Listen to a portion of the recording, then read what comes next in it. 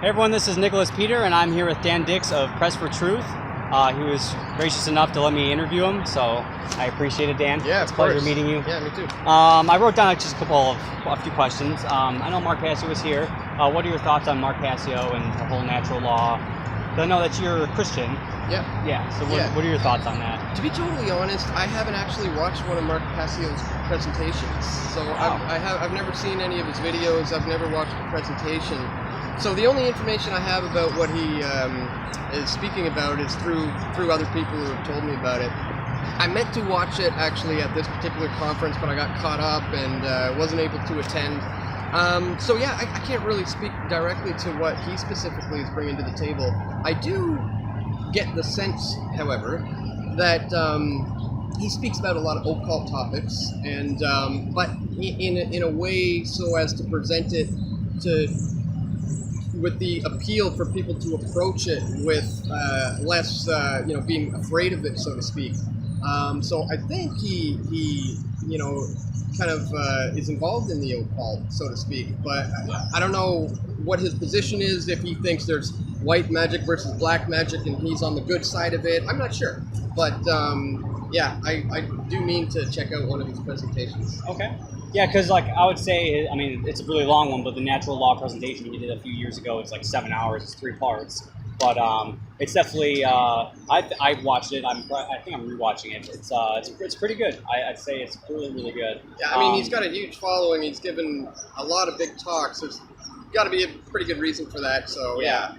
And so, I'm assuming you think right and wrong is objective. It's not just subjective that we can just come up with it on the whim, Yeah, I do believe in this thing called absolute truth. Yeah. That there is an absolute truth, and it's not subjective. Yeah. Yeah. Yeah, I definitely agree with that.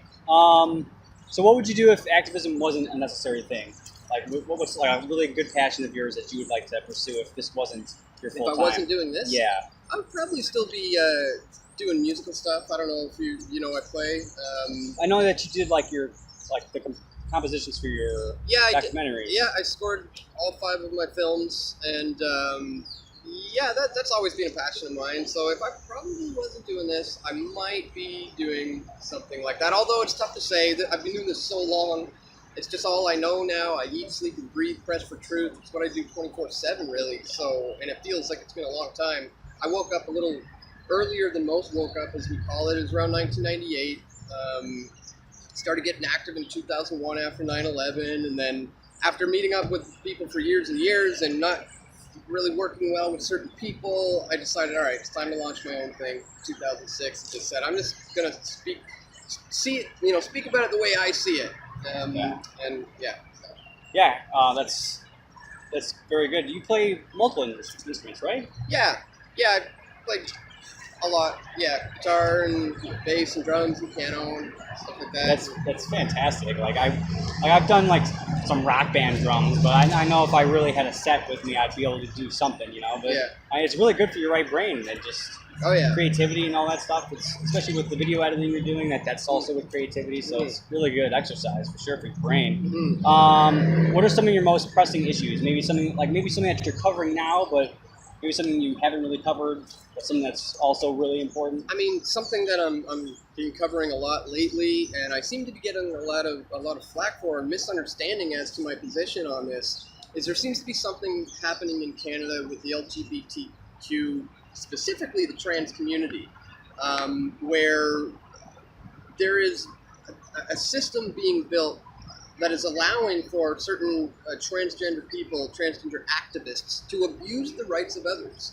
And so I've been talking about this a lot lately, and people are kind of getting me wrong on it, and I need to point out to them, my problem is not with trans people, my problem is with this system that is allowing for trans people to abuse other people. And that's been a lot on my mind lately. I was just recently suspended from Twitter for a couple of weeks. They deleted a few viral tweets on behalf of a trans woman, and I've had videos deleted from YouTube because of this. And when we're talking about the policing of our language with laws like Bill C-16, that's when it became my business. You know?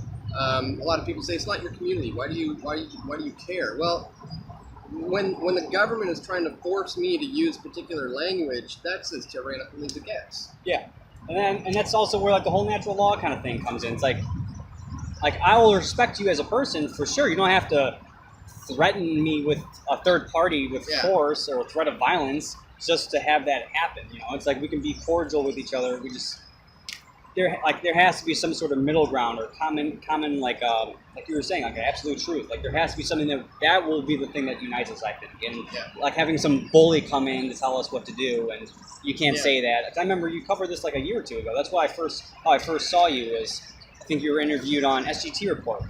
And that's how I saw you. And then I started watching your stuff, and you were talking about like the trans bill and all that stuff. So that's ridiculous. I know that you did. You interviewed Curtis Stone a while back. You went visit his garden. Yeah. Have you been doing any sort of gardening at all, personally? Yeah.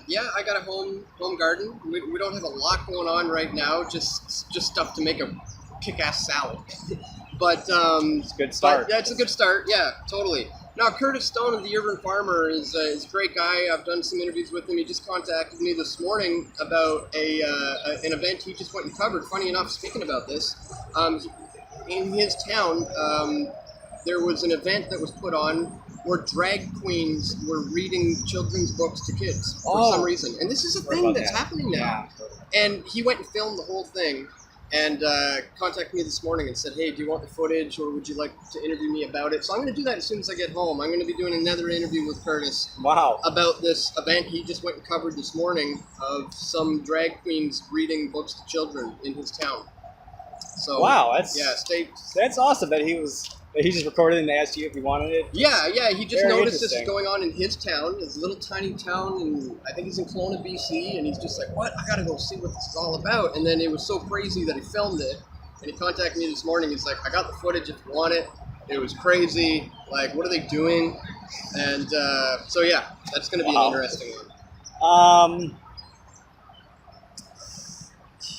Would you have Mark Passio on your channel, or vice versa? Would you? I tried.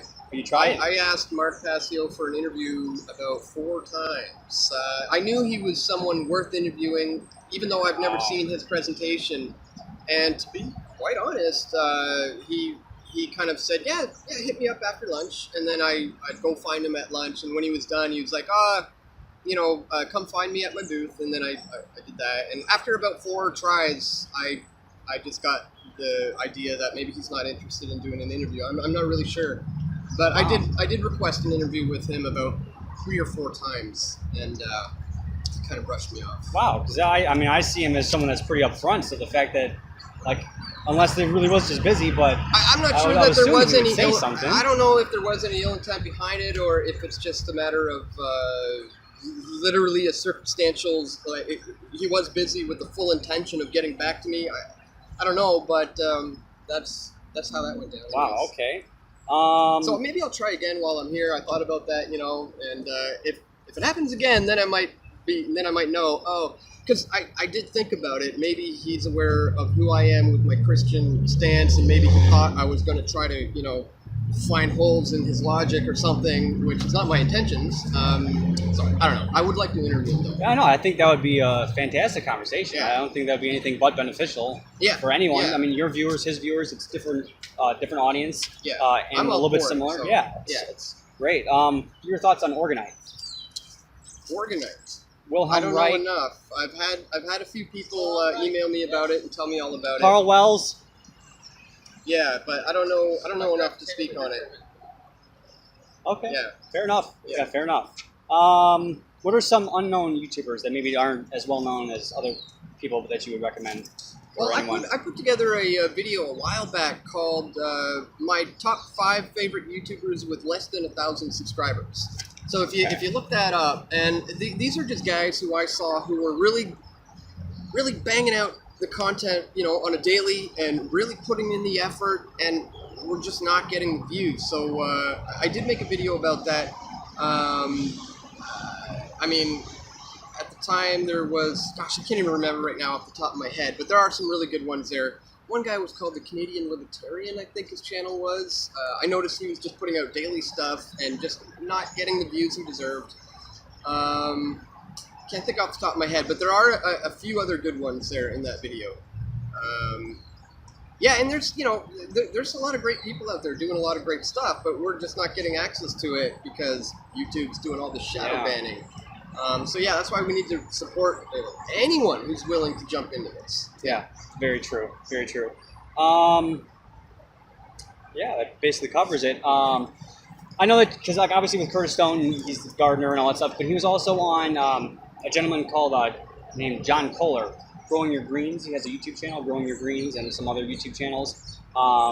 Would you be interested in having him on your show at all? Because I know that he's like Curtis would probably vouch to you, like how very genuine he is. Definitely has a good mindset. He knows about like the chemtrails and things along those lines. I'm not sure if he's as deep as you or someone else, but I think he has a huge following on YouTube, and you can reach definitely a lot of people. Definitely a lot of different viewers would come to this kind of niche of information. Yeah, no, it sounds cool. I mean, I love, collaborating with anybody in this space who's doing, anything to bring this information to people. So, yeah, let's set it up. Okay. Yeah, and also since you're a gardener too, I'm just, like, because he has I use his company that he goes with, boogiebrew.net. I think I might have shared that with you, but I've used it 3 years in a row. No chemicals, nothing, and I don't have to basically worry about pests nearly at all. Very, very good results, and all natural and organic. Yeah. So I know you're all into that too. But I really appreciate your time. Yeah, man. Thank you so much. It's a pleasure and an honor. No problem. But thank you guys so much for watching, and take care.